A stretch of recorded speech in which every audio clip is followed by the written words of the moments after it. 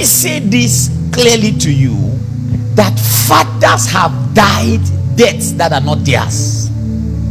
There are many leaders who have died physically, I mean, but if they have not died, they have lost their cutting edge, that they have swords that cannot cut anymore. And it's not because the Lord did not call them, it's not because they are not genuine ministers, it's not because their work on earth is finished, but because they surrounded themselves with people who did not have the wisdom to prolong their usefulness. It is not the assignment that determines the longevity of a leader. You have been told that I cannot die until I finish my assignment. I dare submit to you that unfinished assignments are in the grave today. There are men that have been cut off from the earth before their time. There are men that have died with assignment on them. We have seen leaders as young as myself and younger who had visions and destiny in them that are dead. And if you go in to study the thing that killed them, it is something that could be avoided. Everybody have their weaknesses, but I tell you the truth, if we do nothing about this, generals will be cut off from our sphere. You see, some of you don't know the importance of your leader until you lose your leader. They are so charismatic and energetic and full of the Lord said, the Lord said, the Lord said. It has never crossed your mind that you could lose him either to death or that he could lose his cutting edge. It's not good to be used as a bad example, but I have so many examples. So many people that were so anointed and so charismatic, and they're nowhere to be found. These things we say is not a joke. That you can see your men servants preaching passionately, you can see a church rising up so dynamic, and before you know it, the man is gone, either out of exhaustion, out of one mistake or the other. They look so anointed and so vibrant, it looks like nothing can happen to them. Many leaders have died before their time because they were surrounded with foolish people who did not know how to preserve their usefulness. They exposed them to the danger that took their head. Most of the people who are dead and they lost the cutting edge of their ministry, they did not lose it to things they could handle. They lost it to things that godly men could address. The problem is when we are strong, we build the church on ourselves and we don't know that the day may come when you will need valuable men. Woe betide you the day you need mighty men. To be surrounded with cowards. Woe betide the leader that needs mighty men and is surrounded with people who are just for their bellies, are surrounded with people who don't understand the implication of ministry and don't understand the complexity of the assignment. Woe betide the leader who is surrounded with people who don't have an understanding. There is a day where the number of your attendance is not important. It's the number of your mighty men that is important. There is a day where those that pay tithes to you is not as important as those that pray for you. There is a day when those who are celebrating you publicly is not as important as those who mention your name before the Lord. I'm telling you, the ministry is not all glory as you see it. It's not about dresses as you see it. There are days when the target is on the head of the leader. There are days when they have already fixed the laser on the head of the leader and they're about to pull the trigger. Those are not days where you marry for beauty. Those are not days where you marry for how they look. Those are days where you marry for the strength of their prayer altar. Woe betide the leader that has found the wife of the people but does not have a woman that can intercede, does not have church members that can intercede, does not have people that can stand and say the devil seeks after our leader, but we shall stand in our thousands until we cut the head of the son of the giant. Look at the plan. I will come up upon him while he is weary and weak. I will make him afraid, and all the people who are with him will flee, and I will strike only the king. There are two things in this scripture. Listen to this. He says, I will come upon him while he's weary. Let me tell you something, son. I know that you are strong right now. I know that you boast in the strength of your prayer life, but there is a day in the ministry where you are weary. There's a time when you don't have power in your bones to even pray. There's a time when you don't even have the ability to study. There's a time when you are so weak, all you need is just an encouragement.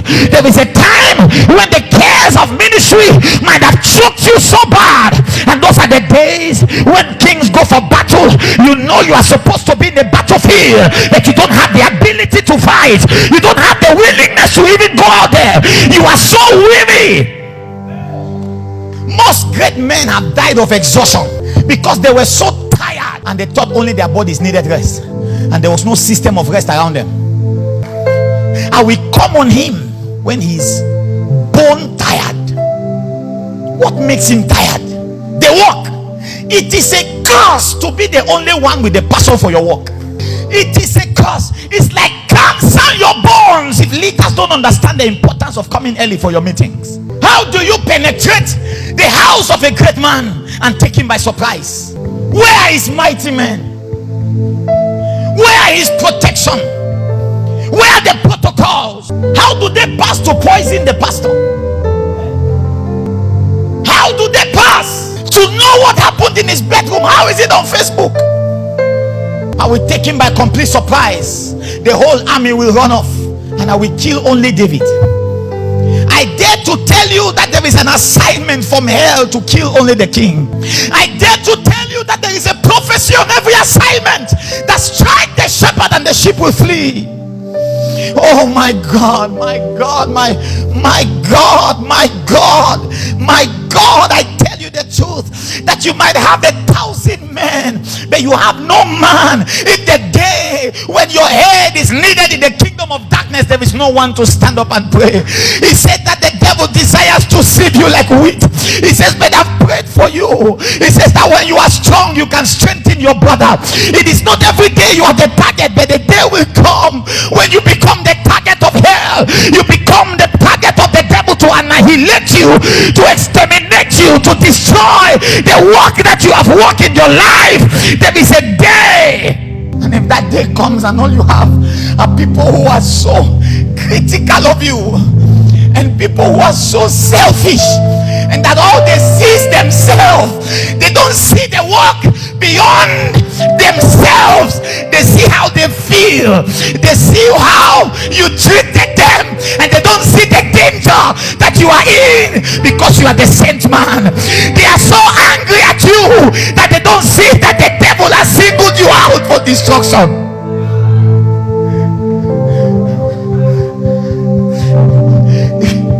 They don't see that our father is not the same anymore. They don't see. How is it that the man dies and intercessors don't know? How is it that the general is taken and nobody could see it? If those who saw it, how is it that our prayers have become so vain? How is the leader's prayer so vain? How did the strength of the leader, the strength of the elder become as weak as that of the hand of a baby? How come the sword is not sharp in your hand anymore? How did the devil take a mighty man? How do people serve the Lord and in their old age their children don't want to hear about God? Where is the church they pastored with their lives? Where are the people that they helped? How is that his own life is a mockery because he tried to help you have a life? How do you insult him for the very things that he gives up to be able to pastor you? We have joined both weak people and wicked people and judged them. Some people are just weak sincerely because they are fought and fought.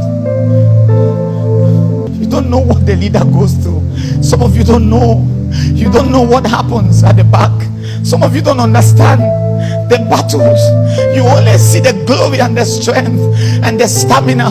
You only see the man talking about testimonies. You don't know the dragon that has fought. Apostle Paul said, I fought the beast at Ephesus. Go to the women that marry some of these men. You will understand a lot of things. Some of them, they see them broken. They see them broken.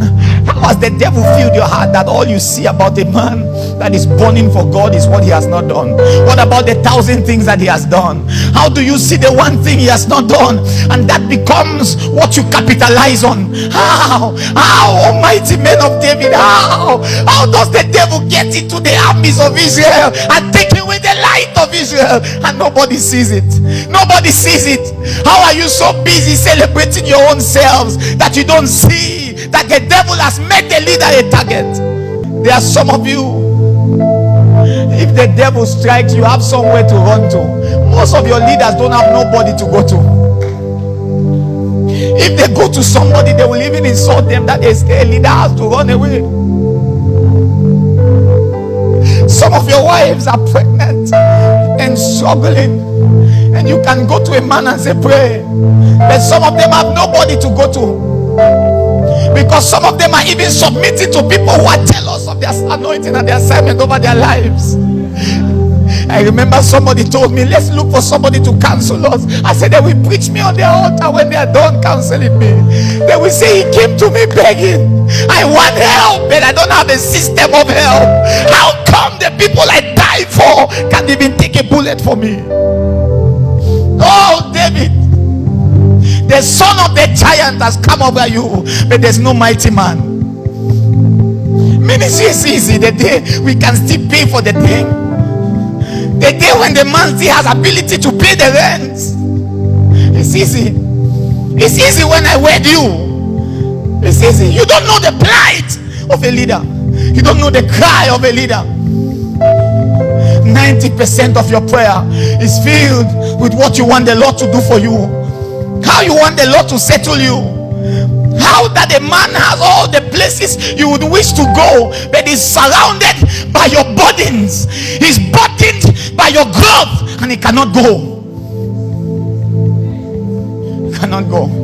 There are people who will take the slightest opportunity to leave, but some of these men in their youth save the people of God. How can they forget me and my how can the people I lived for, nobody there to even bring cold water in the day of adversity? How? Who did I raise? I don't have fees for my children. Who did I raise? How? Is God the God that forgets? What happened to the men we raised? Most of the people that are sharp to castigate are people that have benefited from the benevolence of your life and the grace of God upon you. Oh, to a generation that forgets in a hurry, a generation that is delivered and did not even remember the sting of the affliction. I speak to a generation that did not remember the last time they were prayed for, the last time they were fasted for, the last time the leader took you off the mouth of the lion. How is he in danger and has no response and has no help? When they cry, you are there to help, but who is there to help you when you cry? Some of them fell in battle. If they lived a normal life, they will still be alive. They fell in battle because of the strength of their lives and their destinies. But what did we do? We judged them in their death and said the Lord has punished them to die. And the only thing they did was to speak for God in a generation.